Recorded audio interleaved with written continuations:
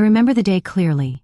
It was a quiet morning, the kind where the sun had just started spilling through the kitchen window, touching the old wooden table where I usually drank my tea. My son, my dear boy, was sitting across from me, and beside him was his new wife. I smiled at both of them, trying to hide the heaviness in my chest. But that morning, something in the air felt different. My daughter-in-law, with a tight expression, told me almost casually, "Mom, maybe it's better if you give us some space. Maybe you should leave for a while." I felt a pang in my heart. My own son had been quiet. He didn't say anything, just looked at the table, fiddling with his cup. I smiled instead of crying. I smiled because I couldn't let them see my hurt. But inside, I felt a storm rising. I had spent years caring for my son, guiding him, teaching him, sometimes even worrying too much. And now, here he was, letting her words pass without defending me. I didn't know when the distance had crept into our home, when the warmth we shared began to cool. As I sipped my tea slowly, I tried to remember the early days, when my son was just a boy running through the hallways, laughing, calling my name. Back then, our home was filled with laughter, the smell of fresh bread, and the sound of rain tapping against the window in the evenings. I had always thought those memories were safe, untouchable. But life has a way of quietly turning pages, and sometimes the people you trust the most become strangers in their own home. I didn't leave immediately. I stayed, hoping the morning tension would dissolve. I tried small talk. "Did you sleep well?" I asked, keeping my voice soft. But she didn't answer, and he gave me only a nod. Silence stretched between us like a heavy blanket. It pressed down on my chest, and I realized that nothing I said or did mattered anymore. The walls of my home, once full of warmth and comfort, felt cold and unwelcoming. I remembered the times I had tucked my son into bed, kissed his forehead when he was sick, whispered words of encouragement before his exams, and cheered the loudest at his little victories. Was all of that forgotten now? Was it erased by someone new, someone I couldn't compete with, someone who had captured his heart in a way I no longer could? I thought about walking out the door then, just leaving quietly, carrying only my memories with me. But I stayed. I stayed because I had to, because leaving would mean admitting defeat to a world I no longer recognized. And so, I smiled, made small talk, and watched them eat breakfast, while my heart ached silently, wondering if my son even noticed the weight I carried. Our family was never perfect, but it was ours. My husband had passed years ago, and my son had been my companion, my shadow, and my joy. I raised him with all the care I could muster, sometimes too strict, sometimes too lenient, but always with love. Our small home was full of books, laughter, and late-night conversations. We had routines, little habits that gave us comfort, tea in the morning, walks in the park on Sundays, birthday celebrations that lasted the whole day. When my son met her, I was cautiously hopeful. She seemed kind at first. I wanted to embrace her, to accept her into our family, and I did. But over time, subtle changes began. Small remarks, tiny exclusions, moments that didn't feel right. I told myself I was imagining things, that perhaps it was just the natural shift when someone new becomes part of a life that was once just ours. At first, it was little things. She would question the way I did things around the house, the meals I cooked, the way I organized things. She would smile, but her eyes carried something else, a judgment, a critique I could not ignore. My son, my dear boy, began to retreat into silence. He stopped inviting me to help with household tasks, stopped asking my opinion on simple matters, and often I felt invisible in my own home. I tried to speak gently, asking him, "Is everything all right? Did I do something wrong?" But he would only shrug or look away, as if the question itself was uncomfortable. And each day, I felt more and more like an outsider, even in the home I had nurtured for decades. It wasn't just the home that changed, it was the moments between us. He no longer shared his thoughts freely, no longer laughed like he used to at my silly jokes. There was a carefulness in his words, a hesitation that hadn't been there before. And I began to realize something heartbreaking. My son was listening more to her than he was to me. I would sit in my favorite chair, staring out the window at the garden, thinking about the boy he once was. I remembered his first day of school, how he held my hand tightly, his small fingers curled around mine. I remembered his graduation day, the tears in my eyes as I watched him walk across the stage, proud and confident. And now, he would not even look at me when she spoke harshly, as if my feelings no longer mattered. Days turned into weeks, and the coldness in our home grew. I stopped asking questions. I stopped trying to force conversations. I learned to stay quiet, to smile, to blend into the background, hoping that time would heal whatever was broken between us. But deep down, I knew that the distance wasn't going to disappear on its own. One evening, I overheard them speaking in the living room. She said something about needing more control, about how I interfered too much in their decisions. And my son, he agreed. My own son, my heart, my boy, agreed. I felt my knees weaken. I retreated to my room, closing the door softly behind me. I sat on the edge of the bed and wept quietly.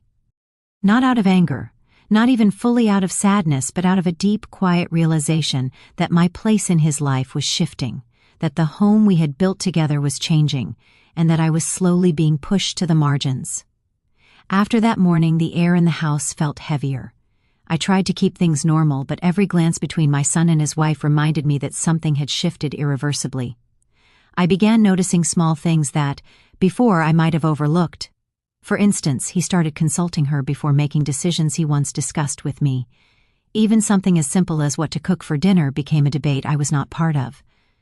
I would suggest softly, "How about we try the chicken stew tonight?" And she would counter, "I think he'd prefer pasta." And he would nod, quietly agreeing as if my opinion didn't matter anymore. It wasn't just the decisions, it was the little dismissals. My suggestions were no longer welcomed. They were met with polite smiles, half nods, or gentle excuses. She would say things like, "Mom, don't worry about it, we've got this," as if I were a child incapable of understanding or contributing.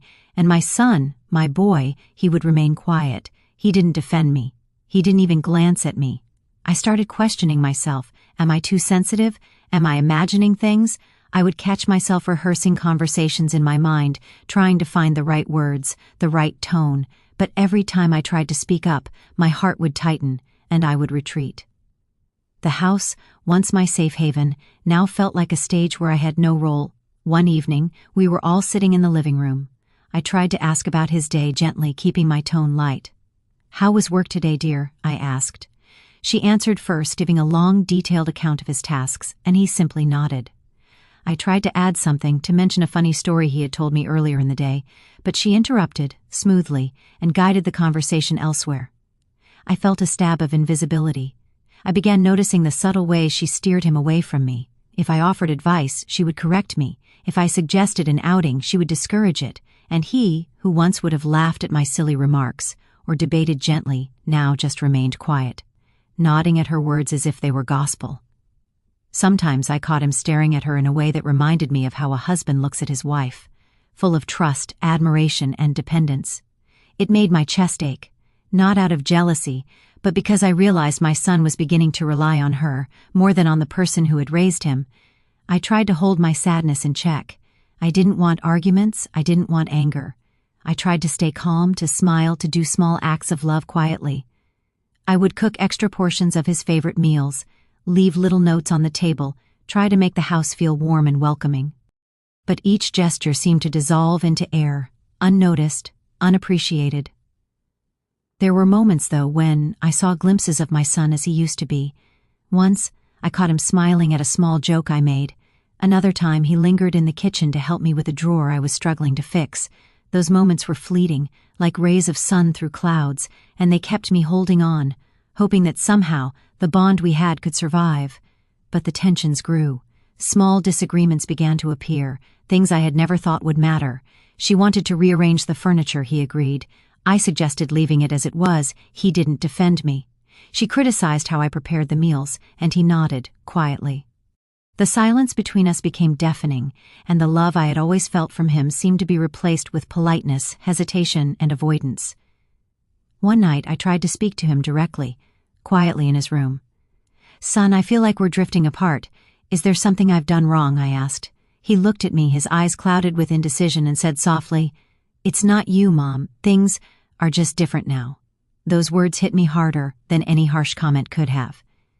Different. That simple word carried a weight of rejection, a quiet pushing away that left me reeling. I nodded, trying to smile, trying to hide the heartbreak, but inside, my soul ached. My son, the boy who once ran into my arms with excitement, was now distant, hesitant, uncertain, and she had woven herself into his world in a way that I could not reach. The days that followed were even harder. I would sit in the kitchen preparing meals, hearing their voices in the living room. She would laugh at something he said, and he would smile warmly at her. One evening, I had spent hours preparing a special dinner, his favorite dishes, hoping to remind him of the comfort of our home, the love I had always given. I had set the table with care, lit a candle, and waited for them to come together.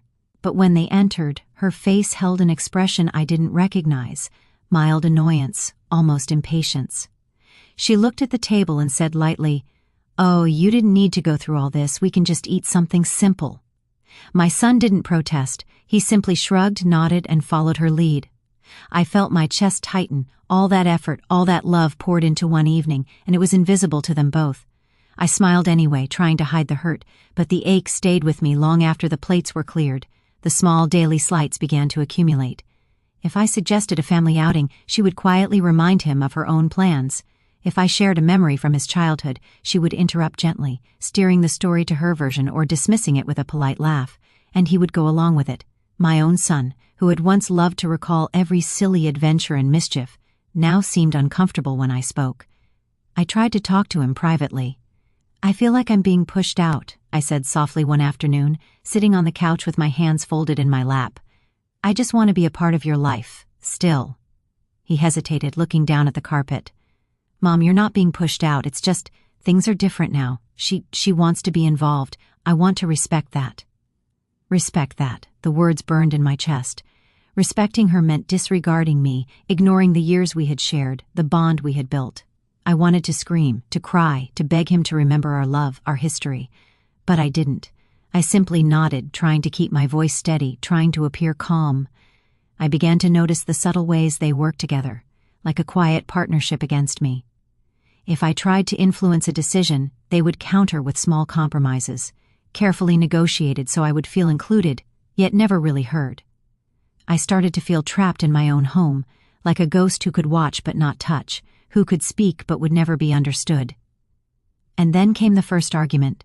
Not a shouting match, not a dramatic scene, just a quiet confrontation that shook me more than anything else could have. It was about the way I had rearranged the living room. I had moved a chair slightly closer to the window, thinking it would make the room feel brighter, more welcoming. When they came in, she noticed immediately. "Why did you move this?" she asked, her voice calm but firm. "I thought it would be better here," I replied gently.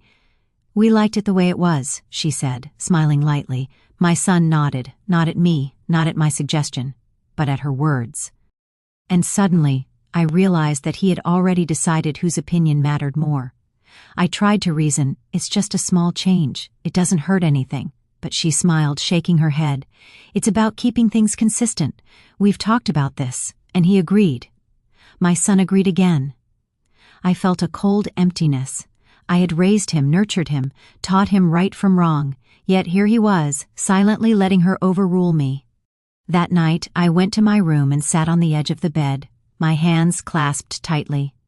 I thought about all the mornings I had woken early to prepare his breakfast, all the nights I had stayed up with him when he was sick, all the tears I had shed and the laughter I had shared.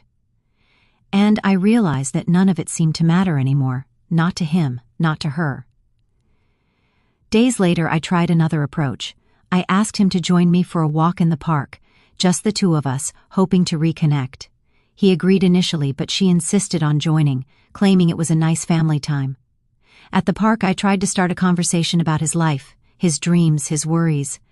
But she spoke over me, guiding the discussion toward her ideas, her stories, her opinions. He smiled, laughed at her jokes, nodded at her words, and I sat silently, feeling the last pieces of our private world slip away. The tension began to affect my health. I would lie awake at night, heart heavy, mind racing. I lost my appetite sometimes, thinking about how my son had become someone I could no longer reach. I wondered if he even remembered the little things we shared, the private jokes, the quiet smiles, the comfort of a mother's love. Then came the subtle manipulation. I noticed it at first in small ways. Phrases she used to sow doubt, questions meant to make him see me as overbearing, reminders that I had once been strict, that I had interfered too much. And he would nod, agree without defending me, without asking for clarification. It was as if she was rewriting our history, one gentle word at a time, and he was letting it happen. I started to realize the truth. My son was no longer my son in the way he had been. He was a husband, a partner, someone under the influence of another voice, a voice that didn't carry my memories, my sacrifices, my love. And I was losing him. It happened one afternoon that I will never forget. The sky outside was gray, a gentle drizzle tapping against the windows, and I was in the kitchen, folding laundry. My hands moved mechanically, my mind elsewhere, replaying the weeks of quiet exclusion and small betrayals. I heard voices in the living room. At first I didn't pay much attention, but the tone was unusual, sharper, more urgent. I paused, listening. "Mom shouldn't be involved in this," she said, her voice soft but firm. My stomach sank. My son spoke next, quietly but clearly. "You're right. I think we need to handle it ourselves." I froze. "Handle it ourselves?" I whispered to myself, incredulous. I stepped into the living room, trying to appear calm. "What do you mean?" I asked softly, my voice barely above a whisper. They both turned toward me. My son's eyes avoided mine. She smiled faintly, almost triumphantly. "It's just, some things are better between us. We don't need your input anymore," she said. My heart cracked. My son, my boy, looked at me without apology, without hesitation. I wanted to shout, to beg him to see me, to remember all I had done for him. But the words stuck in my throat. I felt the weight of all those months, the subtle exclusions, the disagreements, the quiet manipulations, pressing down on me. I realized that this moment was the culmination of everything. The gentle erosion of our bond had led to this, a clear line drawn, a place where I was no longer welcome in the decisions of my own son's life. I tried one last time, my voice trembling slightly. "I have always loved you. Everything I did, everything I gave, it was for you. I am still your mother." He didn't answer. He looked down at the floor. She took his hand, a soft squeeze, a reminder that they were united. And in that moment I felt a deep, quiet sorrow unlike anything I had known. Not anger, not hatred, just grief. Grief for the son I had raised, the home I had built, and the bond that had been quietly, subtly taken away. That evening I sat alone by the window, watching the rain fall. I thought about his childhood, the scraped knees, the bedtime stories, the countless mornings I had spent making him breakfast, brushing his hair, tucking him in. I remembered his laughter, his small hands in mine, the way he used to run to me without hesitation. And now, he had chosen another voice, another presence over mine. It wasn't dramatic. There were no harsh words, no slamming doors, just quiet acceptance from him and gentle triumph from her. And it was unbearable. In the days that followed, the home felt even colder. I moved silently through the rooms, careful not to interfere. I cooked quietly, cleaned quietly, tried to blend into the background. My presence had become an afterthought. Sometimes I would catch him looking at me, a flicker of the boy I knew, but it was fleeting, always redirected by her hand, her smile, her quiet control. I realized then that love can sometimes be quiet, and betrayal can also be quiet. Not every broken bond shatters with a scream. Sometimes it fades in small gestures, in silences, in moments that seem almost normal until you notice the emptiness they leave behind. I tried to speak to him one night, gently, calmly, my voice filled with sadness rather than anger. "I don't want to lose you," I whispered. He shook his head quietly. "You won't lose me, Mom, but some things have changed. She's important to me now." That was it. That simple, quiet sentence, delivered without malice, broke something inside me. I wanted to argue, to cry, to run from the house, but I stayed. I stayed because running would not erase the years we had shared. I stayed because, even in the pain, I still loved him. And so I began to accept a new reality. My son was no longer just my son. He was someone else's husband first, someone else's partner, someone whose loyalty had quietly shifted. And I had to learn to live with the ache of that truth. The turning point was not marked by a fight or dramatic confrontation. It was a quiet, soul-deep realization that the relationship I had taken for granted, nurtured with every fiber of my being, had been subtly redirected, and there was nothing I could do to reclaim it. The days after the turning point were heavy, quiet, and long. I moved through the house like a shadow, my presence barely noticed, my voice barely needed. Some days, I would sit by the window for hours, staring at the garden I had tended for years, watching the flowers bloom and the leaves fall, thinking about how life could change, so slowly, yet so completely.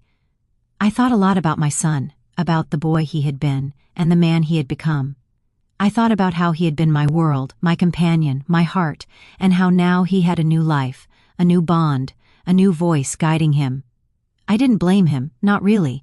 He was doing what any loving son would do. He was building his own life, listening to the person he loved, trying to find balance between past and present. The grief I felt wasn't loud or dramatic. It was quiet, a slow ache that pressed against my chest, that made my hands tremble when I tried to fold clothes or stir a pot. But slowly, as the days passed, I began to realize something. Grief, when faced with acceptance, becomes something different. It becomes understanding. It becomes a quiet strength. I started finding little ways to reclaim my life. Not in anger, not in rebellion, but in small, tender acts of self-care. I spent more time in my garden, nurturing the plants as I had nurtured my son. I read books that had been waiting on my shelf for years. I wrote letters I never intended to send, pouring my heart onto paper, letting the words carry the weight of unspoken thoughts. I also began to reflect on my own mistakes. Perhaps I had been too protective at times, too controlling in others. Perhaps I had expected him to remain my child in every way, even as he grew into a man. I realized that part of loving someone is letting them grow, even if it hurts, even if that growth takes them into the arms of another, into another world where you are no longer the center. And yet, even as I accepted this, my love for him didn't fade. I still wanted to be part of his life, quietly, gently, without imposing. I learned to smile when he laughed with her, to help when asked, and to cherish the moments when he looked at me with a flicker of recognition, a memory shared, a connection unbroken. There were still moments of sadness. I would remember the small rituals of the past, the bedtime stories, the school lunches, the early morning walks. I would feel the sting of absence, the ache of a bond altered. But I learned to carry that ache like a companion, a reminder that love is not possession, that it is something deeper, quieter, and enduring. I began to understand that life has seasons. There are times of closeness, times of distance, and times when love must exist quietly, from afar, without expectation. My son's life had moved into a new season, one where I was no longer the central figure. And I had a choice, to resent or to accept, to hold on to pain or to find peace in what remained. I chose peace. I started small. I would leave a cup of tea on the table for him in the morning, quietly, without expecting thanks. I would prepare his favorite meals, smiling to myself when he ate and nodded. I began speaking gently to her, not as a rival, but as someone who shared my son's love.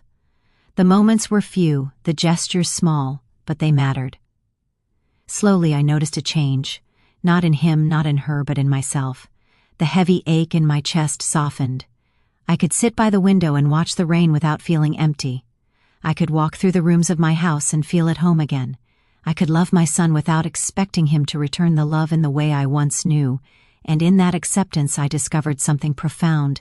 Love is not lost when relationships change. It transforms. It becomes quieter, gentler, deeper in ways that do not demand recognition. I realized that I could still be a part of his life, even if my role was different. I could still love him fiercely, without controlling, without needing.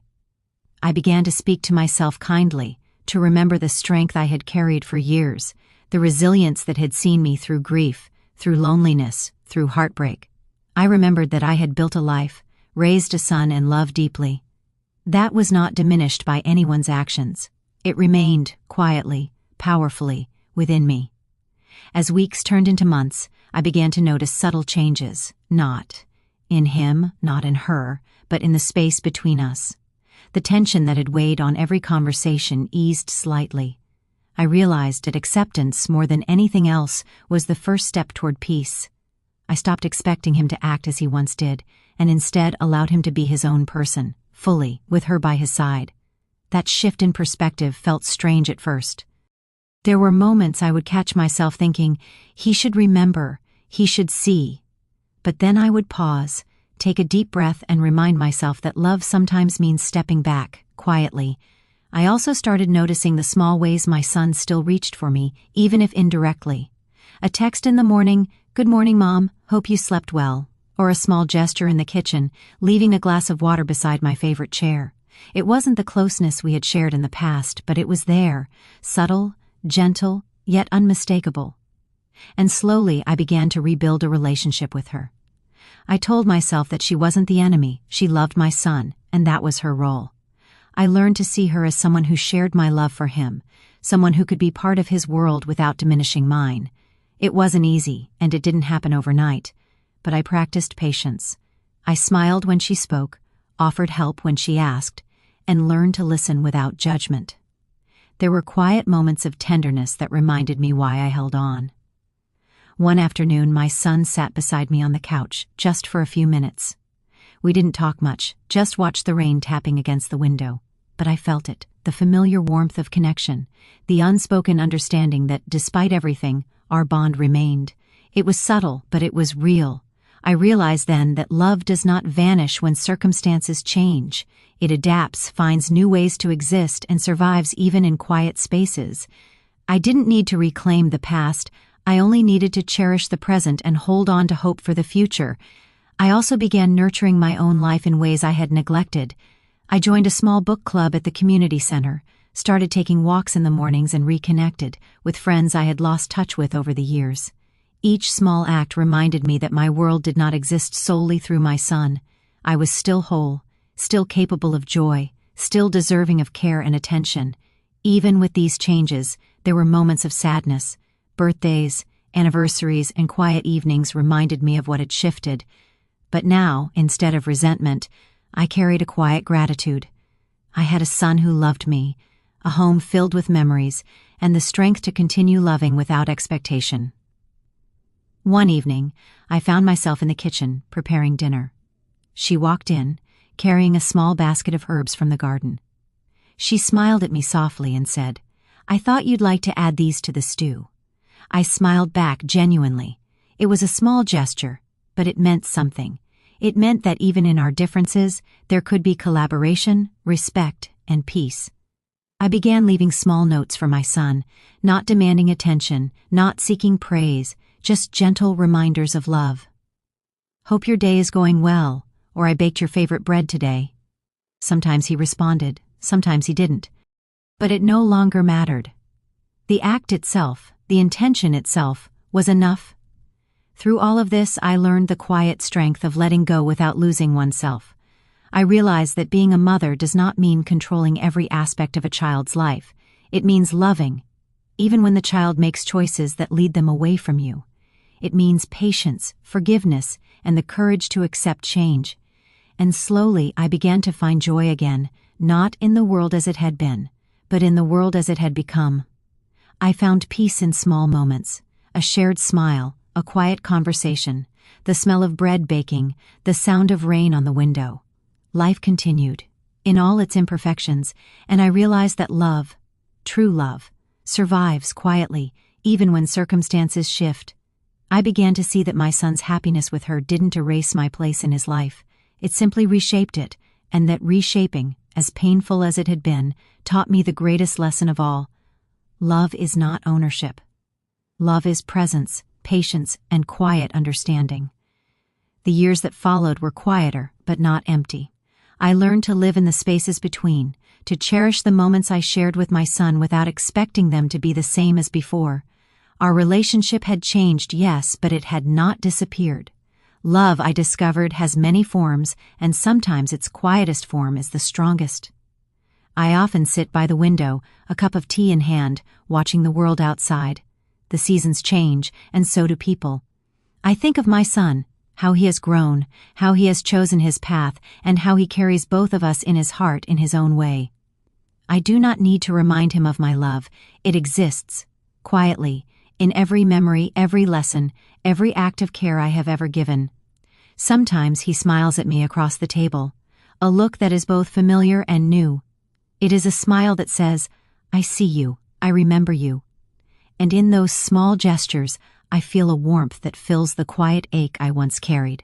I have learned to hold on to these moments, not as compensation for loss, but as proof of resilience and connection.